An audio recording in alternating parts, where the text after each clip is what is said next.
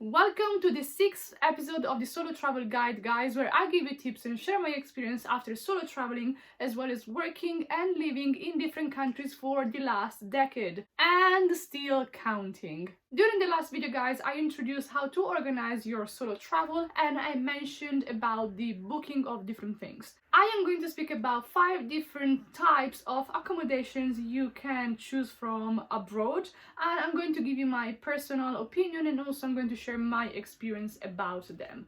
First type of accommodation that comes up to mind, guys, is hotels, of course. As we all know, guys, hotels range from 1-star to 5-star ones, so you will have a different experience depending on where you go, keeping also in mind your destination, because some places can be more expensive than others. But of course, depending on which type you go to, you will have different kind of service, cleanness, also the venue of the hotel might be far away from the town center, or it can be rightly in the town center. The thing is that, guys, usually hotels are the most expensive type of accommodation you can get abroad. The good thing about them, guys, is that you have your own room, your own bathroom especially, which means you have 100% private in your room. This can be very useful for some of you guys who don't feel like sharing during the first time you are abroad. You don't feel comfortable being around other people when you sleep, and this is a very good option for that. On the downside of hotels, guys, you don't really socialize much because of course you are in your own room, so it's not the kind of place where you go and kind of like meet and look for other people, although it can happen because maybe when you go to breakfast or when you go to lunch or dinner, you might meet and start a conversation with others. But this usually happens in other types of accommodation because people just go there, like they have breakfast, they go out all day long, and then they go back at night and they kind of like just want to chill and relax. Most of the times breakfast is included, or sometimes you may have to pay a bit extra for it, but it's very nice usually to go down to the bar breakfast area because you can have a very big range of things to eat, and that was my favorite thing when I would travel with my parents a long time ago. But now things are changing, guys, and I'm actually going back to hostels, which is the second type of accommodation. As just mentioned, guys, accommodation number 2 is hostels. I have been to many hostels during my solo travels, especially when I was a student. Guess why? Because they are much cheaper. Now, guys, let me tell you a few things about hostels. If you don't trust me, well, let me just say that I have lived for 2 months straight in a hostel with people changing every day, both boys and girls. So I have some ideas to share with you. Hostels are, of course, way cheaper than hotel per night, and some hostels can go very low with the price, but keep in mind that the lower the price, the worse the place is going to be. Speaking about the cleanness, the service, what they offer in general, I'm not saying that the atmosphere is not nice there, but of course you just have the very basic things such as your bed and the bathroom. If you are the kind of person, guys, who doesn't have a very big budget and wants to save about where to sleep, hostels are a very good option. Usually, guys, if you go traveling, you want to go outside, you want to stay outdoors most of the time. So the thing is that you just go there to have a shower and to sleep. As long as you sleep well, I don't really see any issues with hostels in general. A very good thing about hostels, guys, is that you can socialize a lot. You can meet a lot of people, not just solo travelers, even group of people who travel together. So that's a very good way to actually start a conversation and get to know someone and maybe do something with them. Usually there is a bar at the ground floor or a main area, lounge area where people go and relax. So you can just go there, have a snack or have your breakfast, and you can start a conversation with someone. Even in your own dormitory, you will meet a lot of people there, and some of them will be your friends. Maybe friends is too much of a word in this case, but I mean, you can talk to them. You don't have to go out with them or anything, but you can talk to them about what you have visited, where to go. You can share some tips with each other. It's just a nice way to, when you go back to your room and you have someone smiling at you who is in the same situation. So I think that's actually really nice because you don't really feel alone in a hostel. Another advantage of hostels, guys, is that some of them can organize some touristy things or group things such as a bar crawl or tours, which is again a very nice way to connect, to see things with other people rather than being by yourself, especially for nightlife activities. It's one thing to go and explore by yourself, but I do know that when you want to go out in the evening, you want to go to a bar or to a discotheque, to a club or whatever, it's nicer and easier in general to go with someone else. Most hostels as well, guys, have a kitchen, which means you can cook in the hostel. So in case you want to save money, you want to prepare your food there, you can just go to a supermarket, buy some food, and you can cook there and have your food prepared to when you go out. Of course, guys, keep in mind that when the hostel is full or in general there are a lot of people, you might have to take a turn for cooking and that kind of thing, but still I would see that as an advantage, because when you go to a hotel you don't have a kitchen to go to, you have to go outside and eat in bars, restaurants, or just buy food at the supermarket. For the downside, guys, of an hostel, first of all, of course, you don't have your own privacy in general. Usually there are dormitories of minimum 4 people, and I've actually seen dormitory with up to 20 people in them. There are 2 types as well. There are mixed dormitories where there are girls and boys, and there are all female only dormitories. Sorry lads, there's no such thing as a only boy dormitory. Why? I have been in every one of these, guys, so in a small one with just few people, which is very nice because usually it's less noisy, it's more comfortable, you don't have the busyness of a lot of people in the same room. I've been in very big dormitories where things can get a bit crazy sometimes.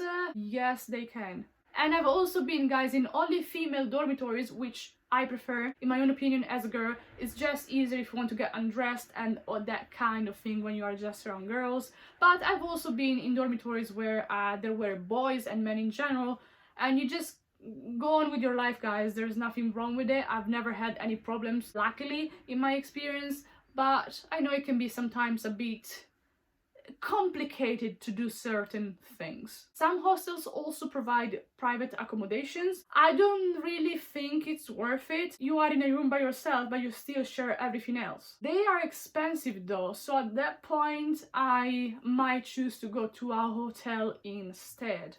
But again, on the downside, you might have to share the bathroom. A shared bathroom is not easy. If you have lived or if you are living with other people, you know what I'm talking about, especially in shared accommodations. Some bathrooms are very small. There are just 2 showers and you have to wait 2 hours before you get yours. Cleanness, of course, can be an issue. If a lot of people go to the same bathroom all over again, it gets dirty really quickly. So unless the hostel keeps that in charge and they do a very good job, sometimes you do go enter in a bathroom and it's not nice. So the hostel experience, guys, I would recommend anyway because it's actually good. I have met a lot of people during my travels, people I hang out with, people I'm still in contact with, and it's nice in general. And I would say just you be nice in general. You don't have to do things with other people. You don't have to do their business. You mind your own. I would just say just be nice, meaning when you go to a room, just say hi, smile. That's it. Don't be the kind of person who's like grumpy. Oh, they're making noises when I sleep. They're coming back at 3 a.m. It's a hostel, okay, guys? If you are in a room and people can get out, can get in at any time, you have to expect that. It's not privacy. You are sharing. So you have to be mentally ready in a way to go into an hostel and have a certain type of experience. Accommodation type. Number 3 is Airbnb/private accommodations. As meaning you book them privately, so maybe there is one person renting that place for just some specific periods of time.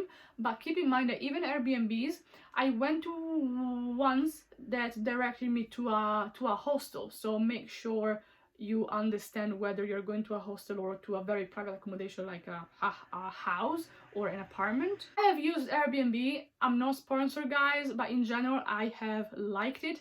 I went to places where the owners were there, so I stayed with them, and I went to places where I never met the person, so they were like, the keys are just there, or you just type this number to get in, And I was like, thank you, and I never met anyone. The advantage here, guys, especially with Airbnb, is that you pay less for the more days you book. Of course, if you just stay free days, you're gonna pay a lot per night, but if you stay there for 2 weeks, a month or so, your price is going to get much lower. This can be priced as well, guys. Even if you stay in the accommodation for a month, especially if you go during high season, prices go up to the sky. So price can range a lot from low, quite low, to actually high. But the good thing here as well is that you basically are in a house in a town, so you have the bathroom, you have the kitchen, you have everything. You have your own privacy, so it's basically moving from one house to another house, and you feel like you are at home in a way. Accommodation type number 4, guys, is couch surfing. So basically you go to someone's house but you don't pay for it. And couch surfing, why? Because you basically sleep on the couch in general. As for this, guys, I have some kind of experience, which is this. I have done couch surfing with friends. So when I was in Brighton, I would go once in a while to England for work, and I would sleep at my boss's house.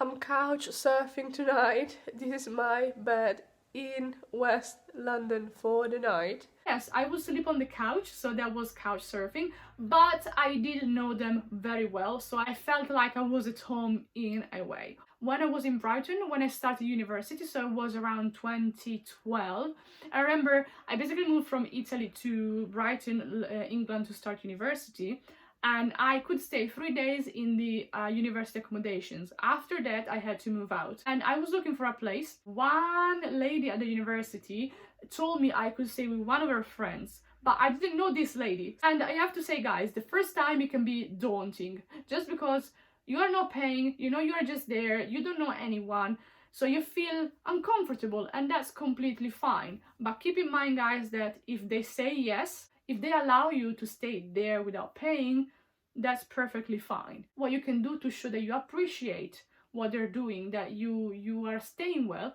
you can just do very little things, such as clean after yourself, okay? If they cook, you can just wash the dishes, or maybe you can just go and buy some food and you can share with them. Now, guys, if this is your first time organizing a solo travel trip and you don't feel drawn towards this option, I would say just skip it and do it when you have more experience, because not just solo traveling by yourself, but you also go to someone's house and you don't know them, it can be too much. And also, this is not the type of accommodation for everyone, and that's completely fine. Anyway, if you want to try this kind of accommodation, just look online for platforms where there is this kind of exchange.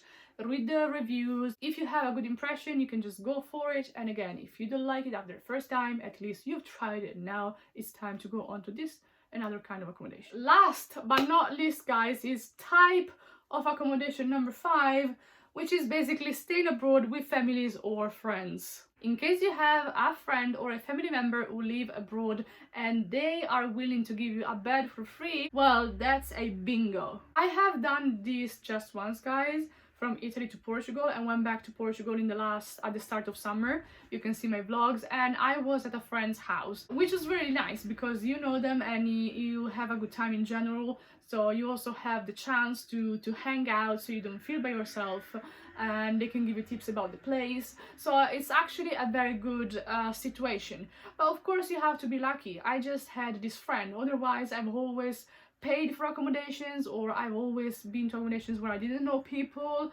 But if you have this option, go for it. Why not? So guys, these are the 5 types of accommodation I want to talk to you about. And as a last thing, I just wanted to say that usually when I book my accommodation, I do everything by myself. I just book everything online.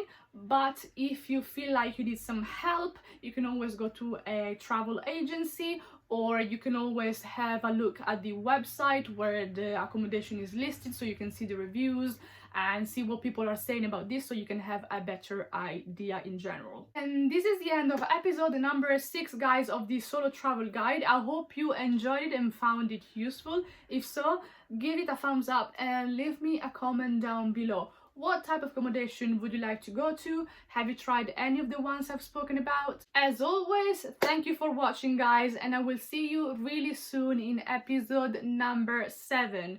Takeoff Girl is out with very much willingness to solo travel. Bye!